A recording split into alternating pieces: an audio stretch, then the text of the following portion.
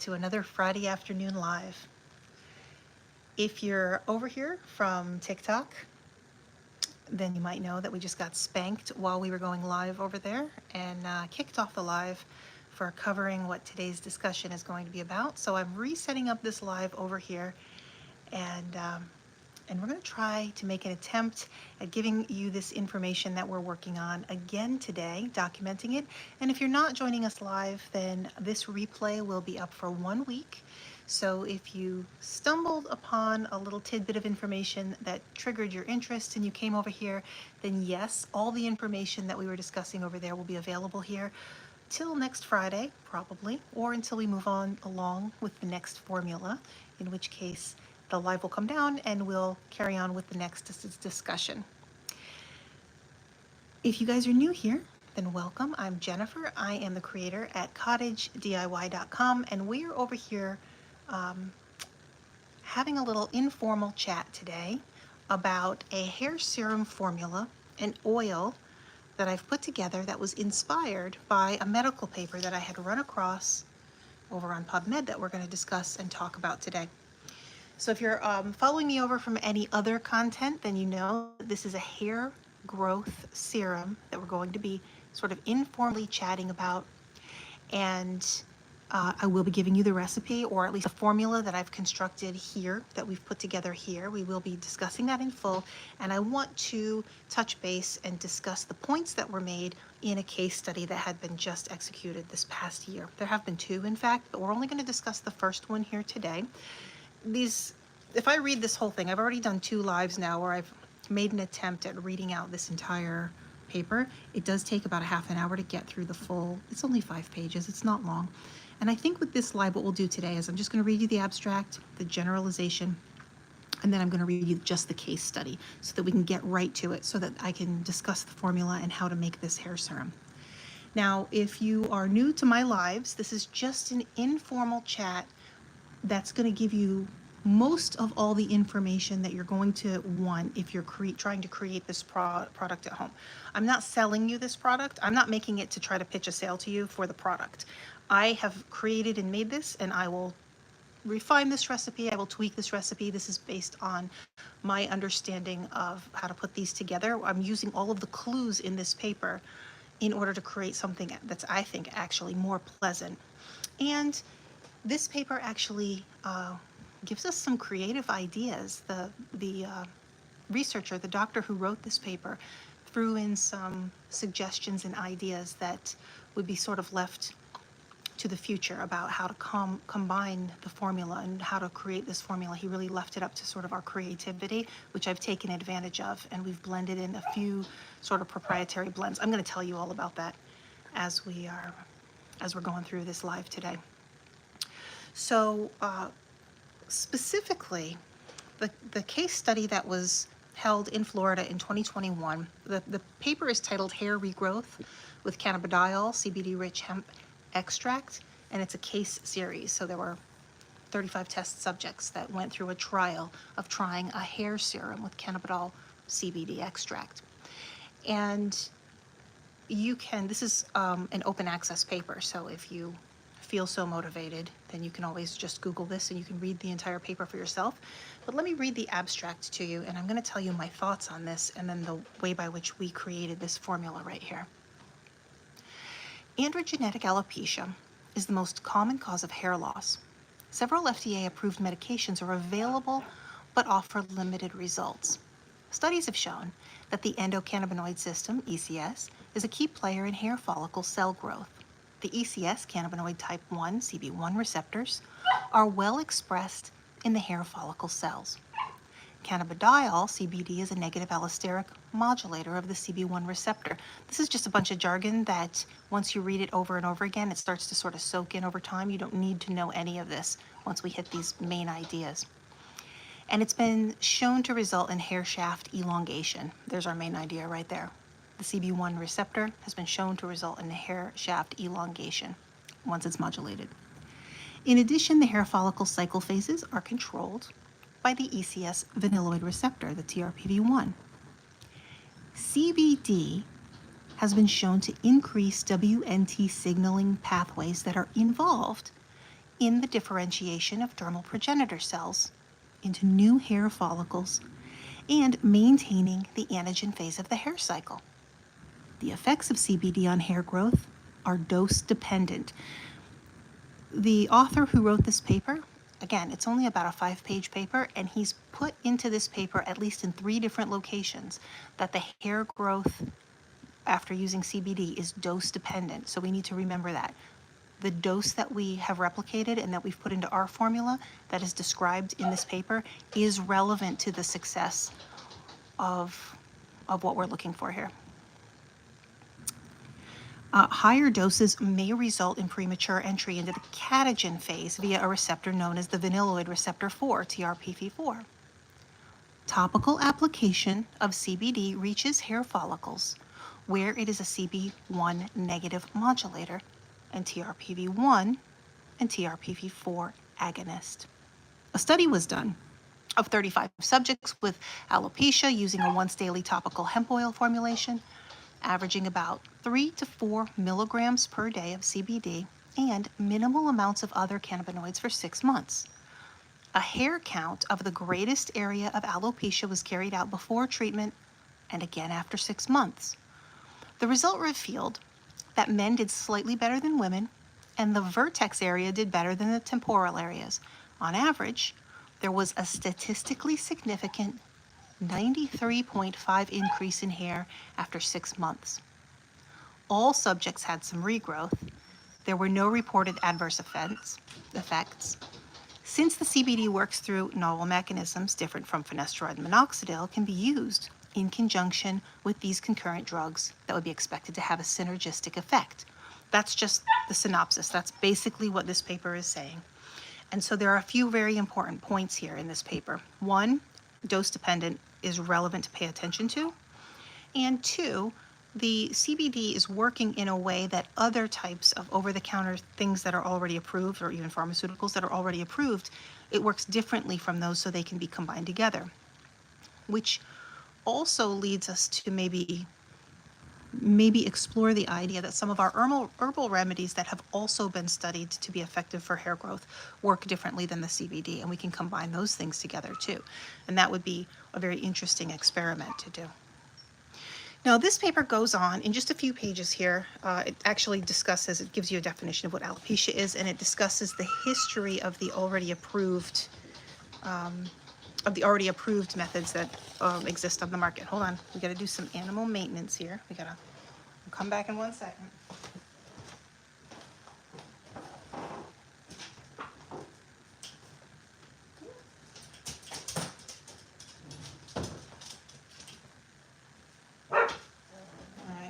Do animal maintenance number 2 in just a moment, see if that'll satisfy these guys.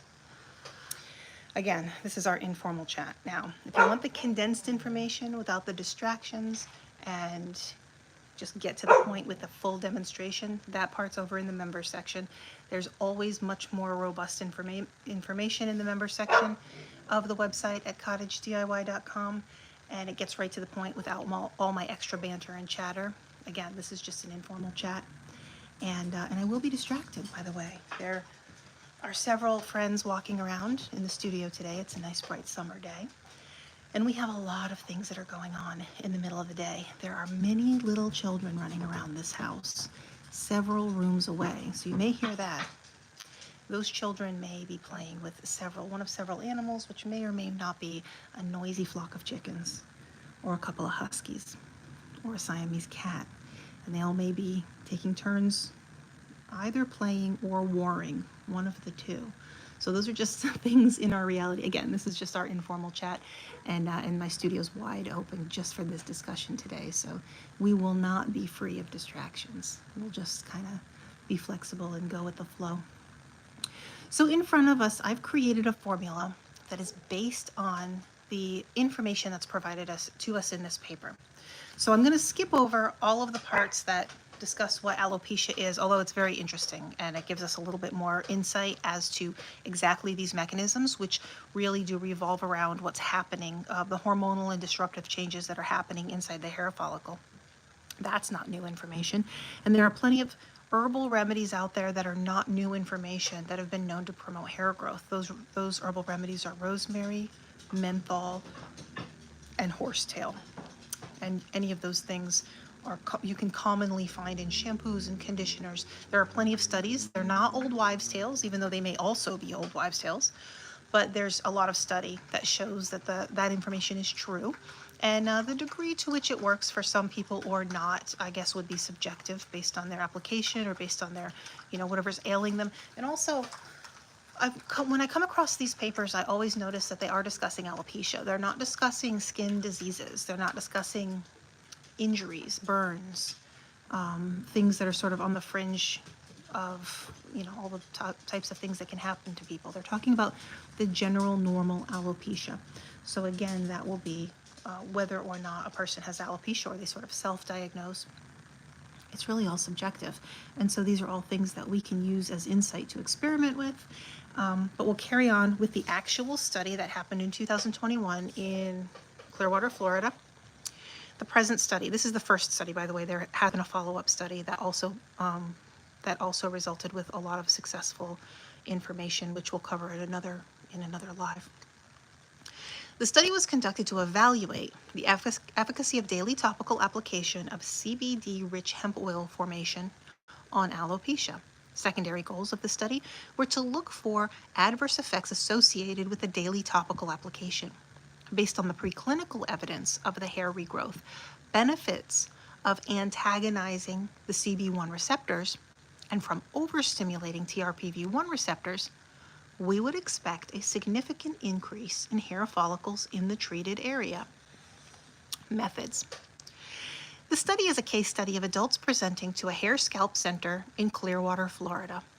Adult subjects not currently using minoxidil or finasteride were offered the opportunity to receive the hemp oil extract free of charge through Facebook advertising. The first 35 subjects who responded were selected, 28 males, 7 females.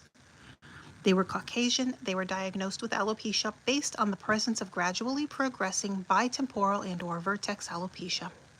Clinical diagnosis of AGA with Norwood-Hamilton classification score of 3V or 4. The Norwood-Hamilton classification is used to score stages of male pattern baldness from 1 to 7. Stages 3V, vertex. There is a slight recession of the hairline around the temples, but there's significant hair loss on the top of the scalp, the vertex.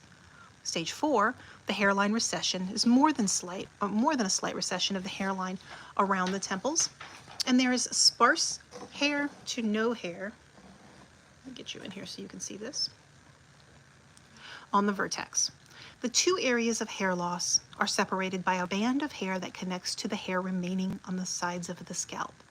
The predefined endpoints where hair counts obtained in a defined representative area of scalp hair loss and investigator clinical assessment of hair growth.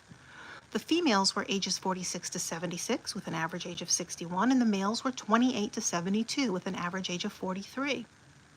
The subjects gave their written informed consent for this 6-month trial. The studies adhered to the Holinsky guidelines and was institutionally approved. Each participant was provided with an informed consent form that they signed. None of the subjects were currently using minoxidil or finasteride. No other hair loss treatments were used during the 6 months of the research. The subjects were given a topical extract in a 2-ounce jar once a month and advised to apply a thin layer once each morning to the areas of baldness. The subjects were advised that she could use blow dryers, conditioners, and other hair preparations. The 2-ounce topical was replaced as needed at monthly visits throughout the 6-month trial.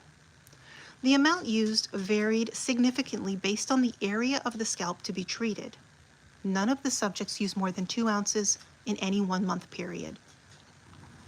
The topical extract was made of high CBD cannabis sativa hemp flower that had been ultra pulverized into a fine powder.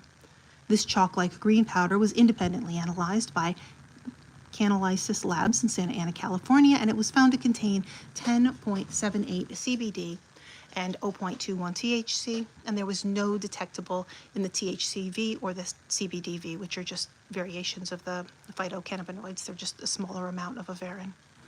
This powder was infused into a lanolin base paste and natural emu oil carrier.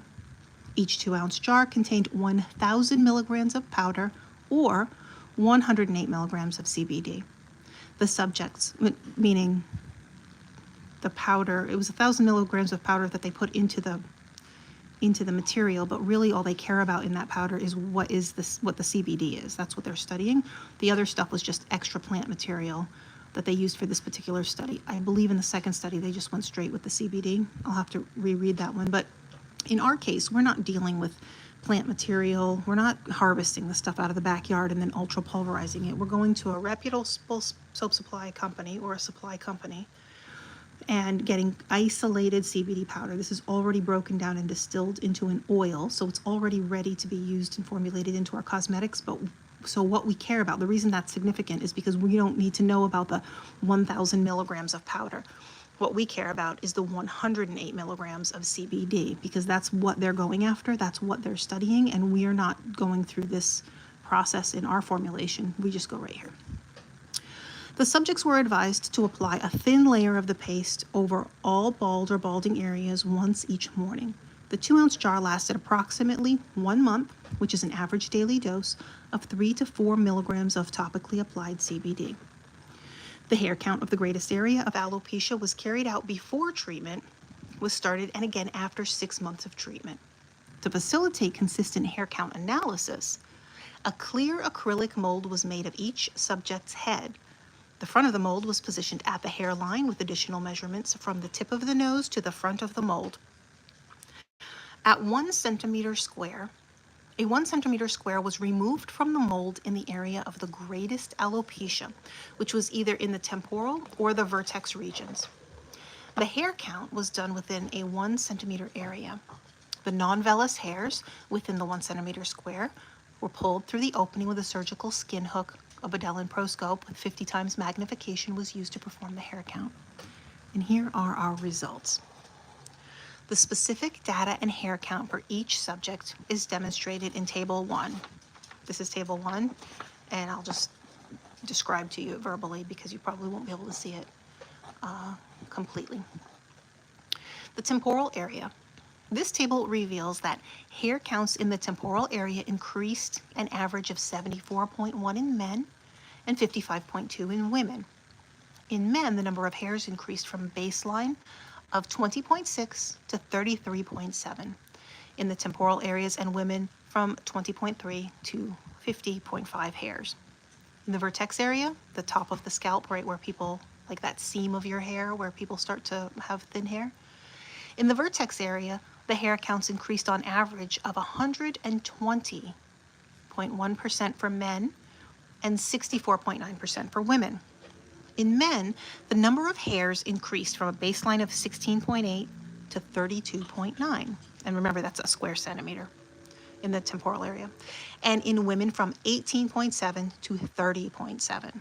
So it's almost 100% increase in the hair. The baseline is the hair that they have, and then how much hair that they have at the end of 6 months. It's almost increased by 100%.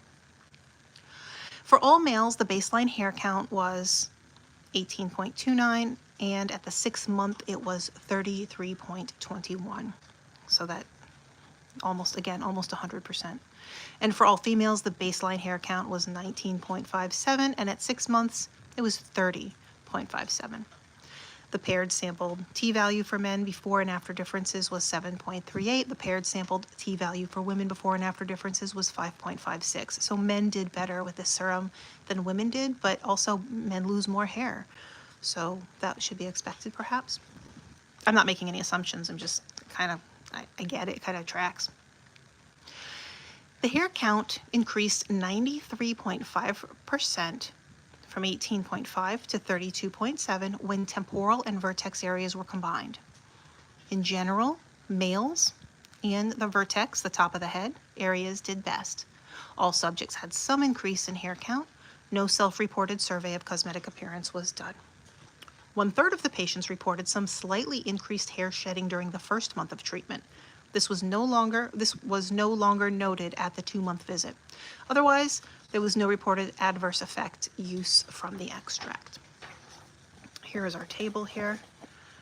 And I'm not sure if that translates on the screen very well, but essentially it lists all the patients all the way down from 1 to 35, their age, their sex, where the, if it was temporal or vertex, where the baldness was, how many hairs per square centimeter at the place that was being tested, and then 6 months later, and then the difference between these two numbers, and then the percent in change all the way down.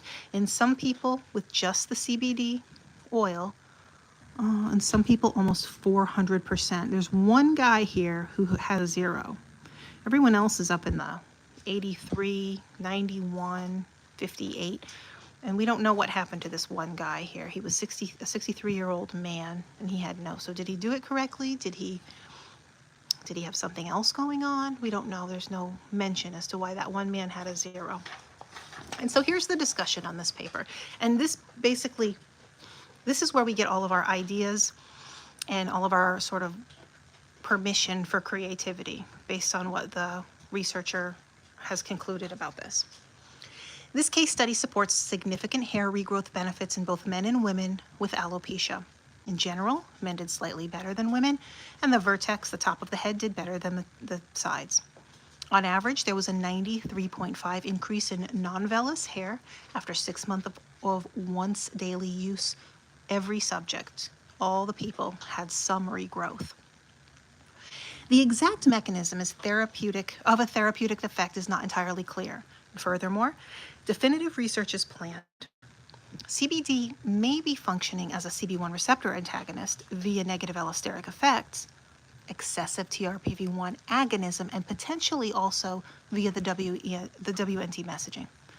The dosing of the CBD needs to be further evaluated, as preclinical research suggests that much higher doses of CBD may cause agonistic effects at TRPV4 receptors, which could cause premature entry of the hair follicle into the catagen phases, thereby inhibiting hair growth. So if you use too much CBD in your formula, you actually might be stimulating an additional receptor that would actually just accelerate the hair through its growth cycle and bring you right back to the end of the growth cycle, and then your hair would just fall out anyway. So this is really, it's really interesting, but also, well, I'll continue on before we start with our comments. The safety of topically applied CBD has been previously well documented from the Expert Committee on Drug Dependence. Once again, there is no reported significant adverse effects for 6-month application of this CBD topical. Since the CBD works through novel mechanisms entirely different from both finasteride and minoxidil, it can be used in conjunction with these current drugs, and it would be expected to have a synergistic effect, just as finasteride and minoxidil have been shown to have synergism when used together. Further research is planned with a hemp extract that's high in the CBD and the THCV and the CBDV. In addition, that study has already been done, and we'll review that study too, and it was also successful. In addition, comparative crossover studies with minoxidil should be considered.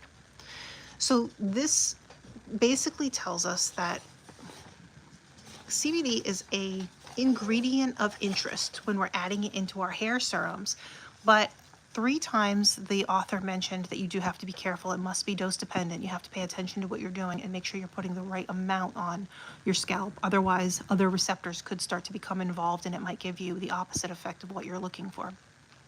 So we do have to be aware of that. The other thing that this discusses is the synergistic effect with other types of, well, what the paper says is other types of already approved pharmaceuticals, things that are over the counter. Now, there are a lot of studies that include comparisons to minoxidil and rosemary infused oils that show us that rosemary infused oils, or the rosemary extract, is just as effective as minoxidil, but minoxidil is a chemical and rosemary infused oils and rosemary extract is not a chemical. In fact, has almost no toxicity level. Obviously, you know that you can eat gobs of it. You can put it in all your food. It's never going to hurt you. It's probably has some, antioxidant benefits. But the rosemary hair oil has always been known as something that promotes hair growth. It promotes hair growth, but differently, not in the same way that the CBD receptors are involved. And so it might be expected that using these things in combination with each other would create a synergistic effect, which is what we've done here.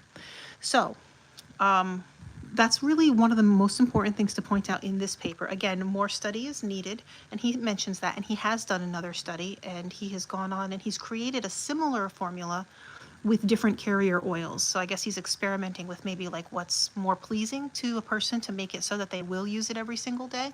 Because if you're giving someone something that they're gonking onto their head and then they have to wear it around all day, that also might not be pleasant if they simply don't like it, right? So we also have to keep in mind that this is something that has to be pleasing. Now I've created a formula, as you can see right here, and I'll show you this. So I've created a 12-ounce formula. And again, I'm not selling this to you. I'm just telling you what I'm doing. So if you want to do it too, you can replicate it. And I'm showing you how I did it so that I know what kind of a dosage that I'm getting. Because again, we want to be careful of dosage. And this is a great example of how more isn't always better, right? Because if you are already here, you may be already a lotion maker, you may be already using CBD products or infusions in your lotions, and you may have noticed the trend since 2016, 17, and 18 to where the average dosage, and this is just my opinion, this is my observation over the last few years, the average dosage has always been between 50 and 150 milligrams per ounce of oil or cream or topical skincare product. That has been something that's been sort of commercially sold on store shelves. And then over the last few years, you've started to see, and especially with the small cosmetic makers, like on Etsy and small websites and stuff, you start to see 300 and 400 and 500. And again, this is being put in there because people have they have a perceived benefit that this is relieving pain topically. And there's an entire science behind that that I will go into on another live, and I'll explain why this does work. But remember, you're rubbing something on your skin and your skin is reacting to it, and it's creating a perception of pain relief. The CBD is not ever going into your skin when you're using this as a topical for pain relief, for whatever reason. We're talking about creams and lotions right now. I'm not talking about consuming things or when people eat this stuff. I'm just talking about making your lotions. It comes in contact with your skin, and your skin has a reaction to it. Adding more into the topical doesn't necessarily give you a greater perception of pain relief. It just does what it does. So you're wasting your product if you put more than is needed for the perceived benefit. There actually was a study on this. I'll dig that up for another time, but it has been shown that a lot of the pain relief, although it's real and there is an explanation as to why this can happen and why it actually is a neuromodulator, and it's being more and more studied. There's more information that's supporting this all the time. It's not, it's still subjective in the way by which people perceive their pain relief, right? This is a little bit different when we're talking about this formula, because in this case, the CBD actually is absorbing into the hair follicle, the receptors that are on the keratinocytes, that are on the cells of the skin that are modulating the hair follicles, right? So this is actually doing something that's just a little bit different. It's not working in the same way as your other CBD topicals are. This is doing something different. And so for that reason, something different can happen if you change your doses around and you mess with your doses. It won't be the same as just wasting your product by putting too much for label appeal. You know, say someone's going to spend $40 on a 2-ounce coconut oil and CBD infused cream. Are they going to spend $40 on the one that's 150 milligrams or the one that's 300 milligrams? Well, they're going to pick the one that has 300 milligrams in it, but it doesn't do them any better. It's not helping them any more than the one with 150, according to the studies. This is, again, if you have a different feeling about this, your feeling is just as valid, because we're still in the area of anecdotal and subjective things, subjective ideas and opinions, but the studies are coming out more and more, and it's leaning more toward what I'm describing. Again, I'm not a doctor and I'm not pretending to be. I'm just telling you I've read through all of these studies and this is my interpretation of them. And if you would like to know more about this, then you could go over to PubMed and you can type in cannabidiol and topical and skin relief and all of those things, and thousands of these studies will come up. And if I were filtering through those, or if I were giving someone advice on how to filter through those, what I would say is hit the ones that are the most recent, because that's giving you more robust information that people are building on, and they have more to cite and more to look into so they can get more preclinical data before they start doing their studies and they have just like more robust information. That's just my opinion. You know, he might come up with a zinger that's from 1999. That might possibly also happen. So with this particular formula, let's go over why I chose the oils that I chose and the recipe. Again, 12-ounce formula. These are all put into little 1-ounce containers, and the way it's dosed out, each 1-ounce container should last 2 weeks. Again, in our case study, what they described was 2 to 3 milligrams per day, or 108 milligrams in a 2-ounce container, which is basically what we've done here, except I put them in 1-ounce containers. So each one of these 1-ounce container is going to have 54 milligrams, and if you are able to spread that out over the course of 2 weeks, it's going to give you, what you're using is not in the form of a ground up, pulverized, ultra pulverized hemp powder, which again could potentially not give you, this is my imagination, I'm not saying that happened in the study, it could potentially, if I were using a ground up pulverized hemp powder, an imbalance, or maybe it would settle, or maybe it wouldn't dissolve in the oils, or it wouldn't settle properly. And you could get different amounts in different packaging. I mean, that's all possible. But when we're using the isolate powder, this is already turned into an oil that's been sort of crystallized. And then we just dissolve it back into the oils so that it's completely 100% blended. So I'm not confused about the dosages that I have in here. Now, if you caught my last live, we discussed the wild inaccuracies that there have been studies. There are 2 actually really good ones, really robust studies that show the wild inaccuracies on the label descriptions of novel CBD products. So more often than not, when you're buying anything, even if it's off an Etsy store, if it's off a small store, or if it's even a commercially made product and you're buying it at a spa or a pharmacy, those were all equally tested. Almost all of them, almost every single one of them, had a lack of continuity in the reported label compared to how much product was in the bottle. So that's something to just kind of keep in the back of your mind if we discover as time goes on that you don't want to overdose yourself on CBD topicals for a specific reason that we may discover later on, right? So just keep in mind that those things are very often not labeled accurately. When you're in control of it yourself, when you're making it yourself, you have much more control over making sure you do it correctly. So the way we do it here, again, we'll get back to it. This is a very simple formula. I'm making a 12-ounce batch separated into 1 ounces.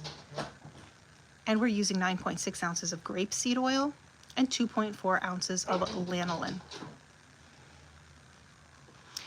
The grapeseed oil, so the first question one might ask is, okay, well, if you're selling a product to, or if you're creating a product and you're making it for the CBD hemp lifestyle, demographic, why wouldn't you just add hemp seed oil in there? And by and large, mostly in all of my topicals, in all of my formulas, when we're creating CBD type lotions, I almost always use hemp seed oil. And the reason is because it's label appeal. It's novelty for that demographic that wants all the hemp stuff, right? But the truth is that when we're making a hair growth serum, we're making something that is interesting to a much larger demographic, much broader swath of people than just that sort of hemp culture lifestyle people.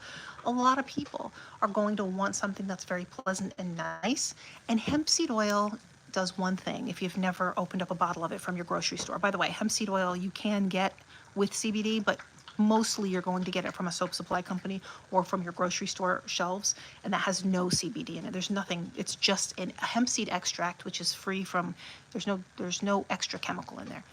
It's just a cooking oil, that's all it's for. And it's not a very good cooking oil. The quality is fine, but it doesn't taste very good, which is why it's not super popular, and you don't find it, you find it up there stuffed next to the sesame seed oil. It's just not fantastic for cooking with.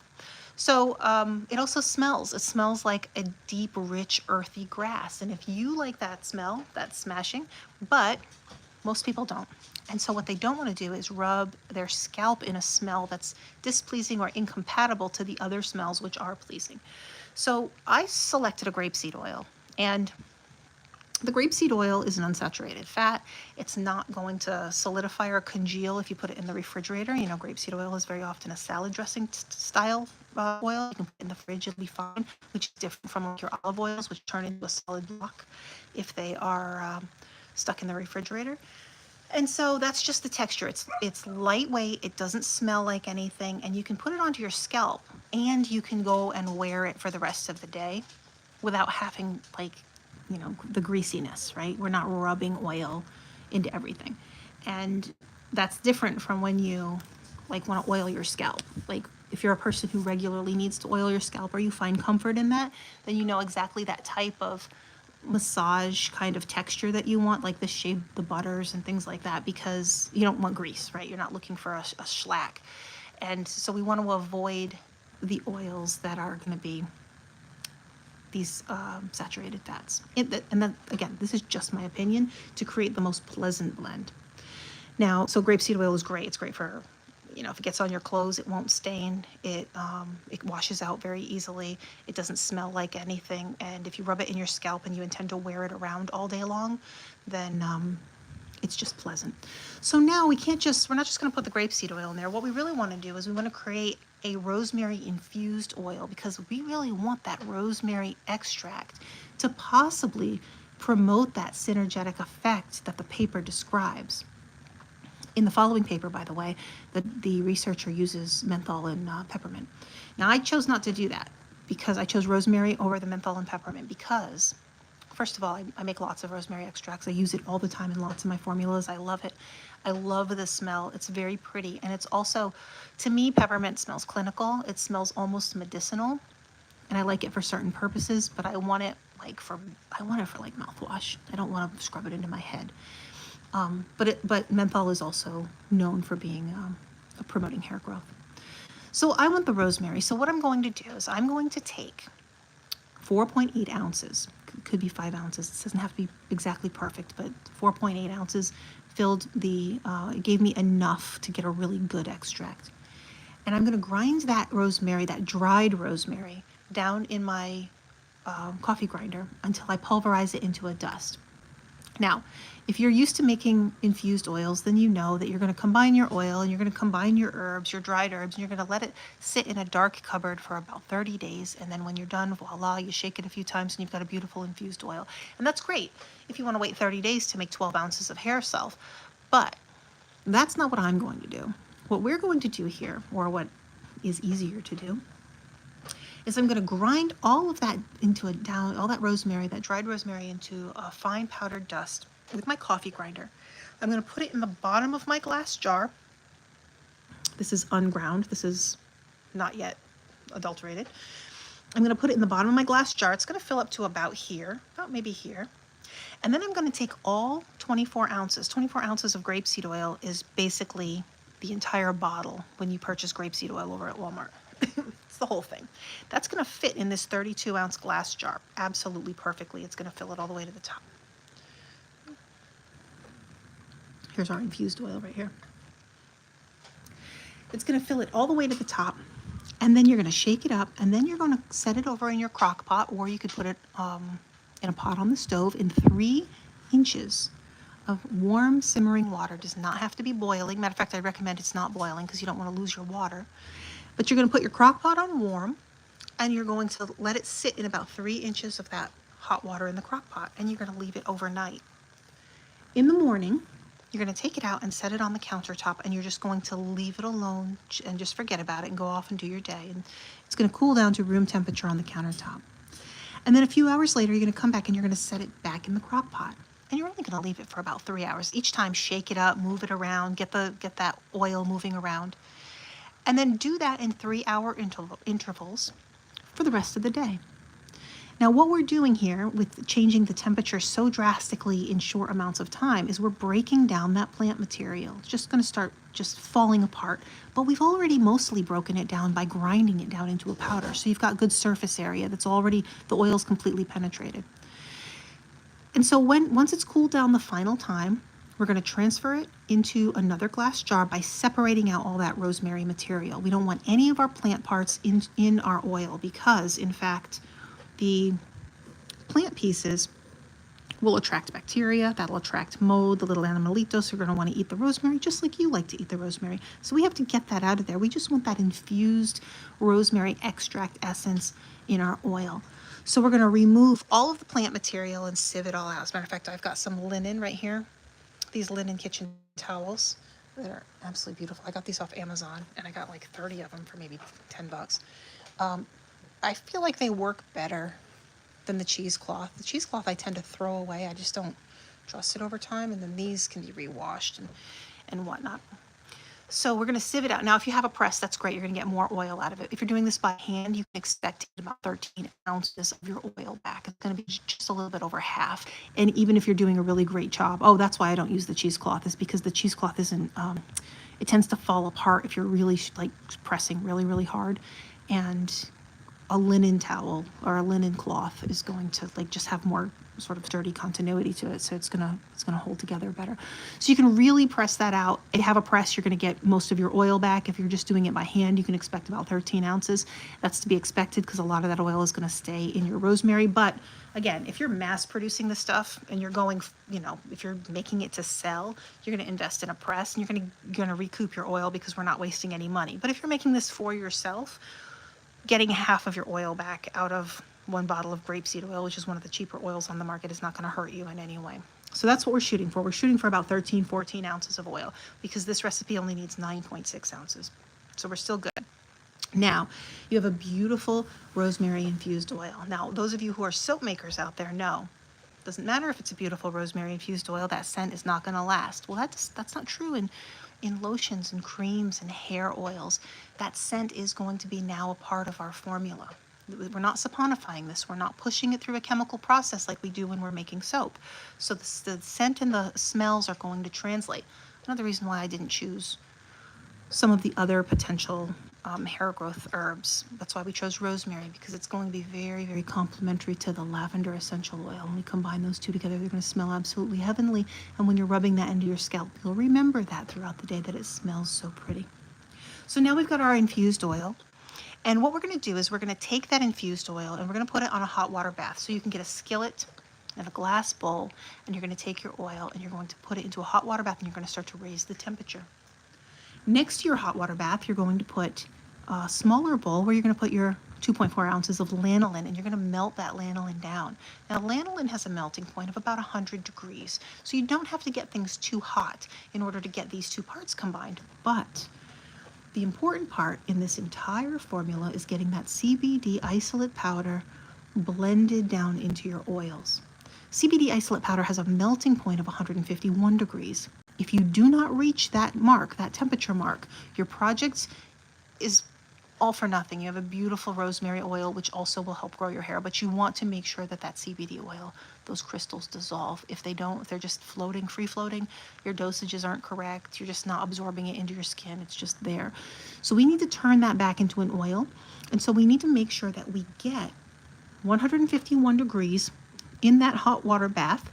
And we need to let it kind of stay there for, 2 to 3, maybe 5 minutes, and allow for everything to blend in.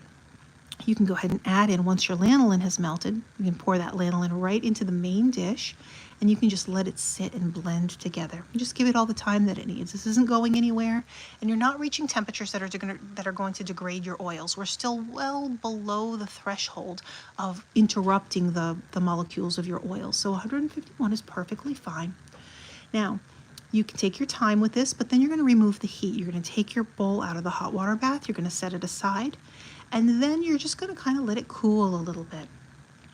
And then you'll pour in your fragrance oil. You can either put in lavender essential oil, which for this formula, I would put in about 1/4 of an ounce, not more than that. Or if you're using a fragrance oil, then you can put in a full ounce. And that should suffice for keeping the fragrance proportionate. Then you're going to, this is not going to firm up. Despite the fact that we are using lanolin, and in the study, he describes using a paste with the lanolin and the emu oil. And frankly, they put a concoction together that really doesn't, it's not fulfilling any proportions that we as cosmetic makers are sort of like traditionally adhered to. Of course, it's a craft, so everything is a loose rule. But what they did was they took the lanolin and they used the emu oil as just a carrier, and they created a paste out of it. So people were kind of sort of just rubbing that paste into their scalp. Ours is an oil, which will glide over your skin much more fluidly. The lanolin's very nice because what lanolin does, lanolin is a wax, by the way, the wax of a sheep, and it's not an oil. And what it does is it stays in place. So when you're using the rosemary infused grapeseed oil and it's nice and thin and it's ready to absorb into your pores, that lanolin is fluffy and it's not too sticky. It's proportioned just enough to give a little bit of a fluff to our formula, but it keeps everything in place so that the oil's not moving around. It's not drawing down your hair. It's not moving through your scalp. It's staying right where you put it, right where you intend to put it on your skin. So that's also helpful in this case. So what we've created here is, by the way, for all of you guys who are wondering, I can't remember if I mentioned this because I've tried this live a few times now, and like I mentioned, I was booted off TikTok earlier for discussing this. This is the greenerlifeclub.com membership that I get this from. It's Essentials Depot. And in my opinion, this is the best quality for the best price with the best sort of production. That they've just been doing this for quite some time, and I've had the best experience of being their customer. Saying that, I'm not a promotional person for them. I do not know anyone there.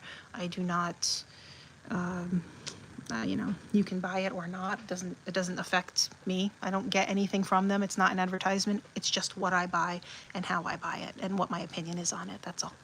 So props to these guys. So again, here's our oil. It's just a nice thin oil. You put about this much on the surface of your scalp where you have a patch that you would like to have more hair grow, and then you just rub it in very nicely.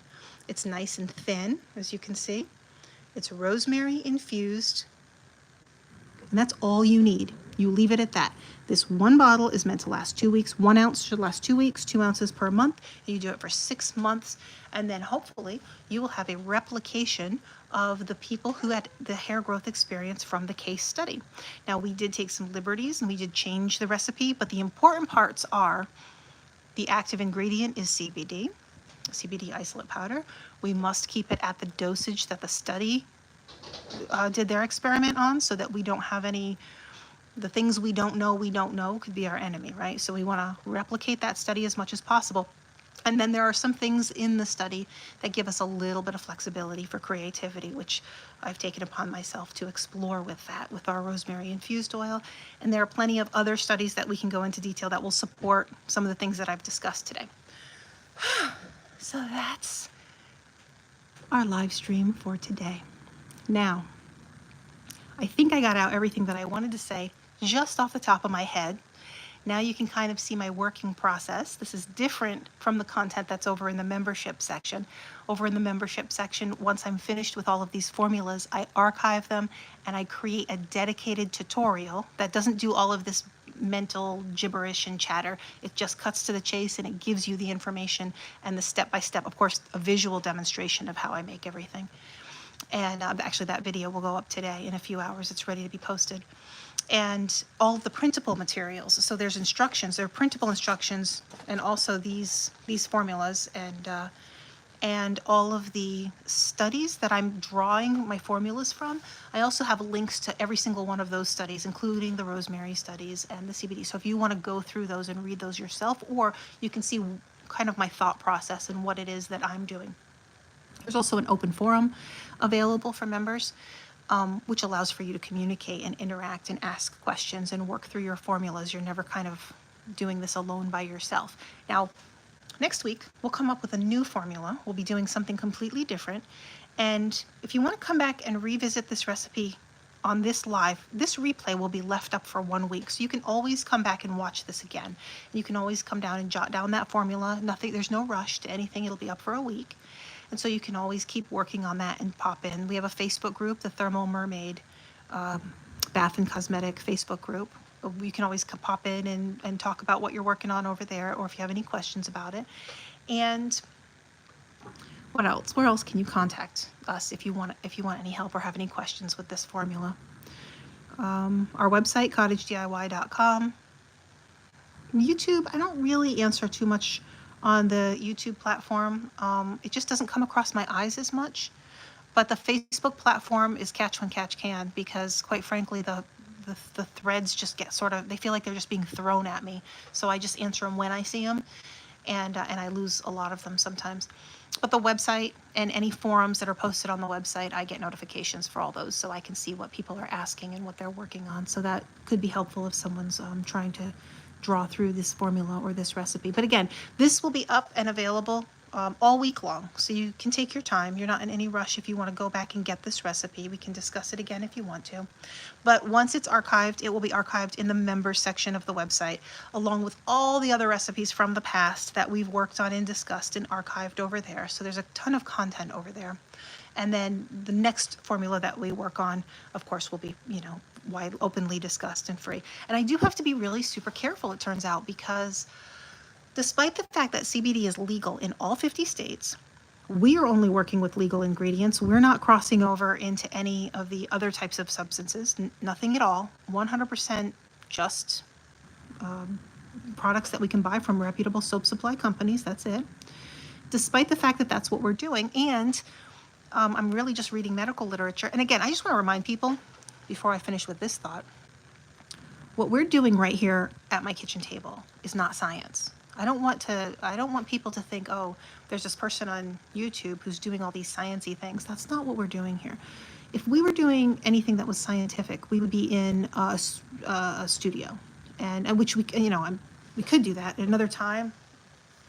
Why is it so difficult to talk about it? D-Stash for you says, I'm not sure the answer to that. I do suspect that because these platforms are wider than just the United States, and despite the fact that it's legal here, it's not in other places, and so it's just a wide sweep of regulation is what it is, where we are forced to abide by, say, the regulations in Norway or Denmark or something along those lines, wherever this particular topic is still taboo, and it's just a matter of time before everything catches up, is on the same plane.